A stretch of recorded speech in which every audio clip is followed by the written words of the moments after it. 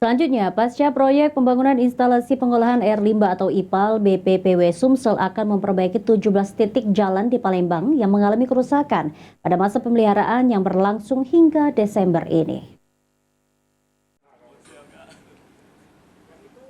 Pasca proyek pembangunan instalasi pengolahan air limbah atau IPAL, sejumlah ruas jalan di Palembang kini mengalami kerusakan. Menanggapi hal tersebut, Kepala BPPW Sumsel Miar Karisdawati mengatakan, jika sebagai penanggung jawab, Balai Prasarana Permukiman Wilayah Sumatera Selatan akan bertanggung jawab. Dari pendataan setidaknya terdapat 17 titik jalan di Palembang yang mengalami kerusakan, dan 15 diantaranya merupakan jalan kota dan 2 jalan provinsi Sumatera Selatan. Perbaikan ruas jalan yang rusak sendiri akan dilakukan bersama dengan pihak waskita untuk penyedia material, di mana jalan yang rusak akan diperbaiki dengan cara cor beton kemudian dilapisi aspal.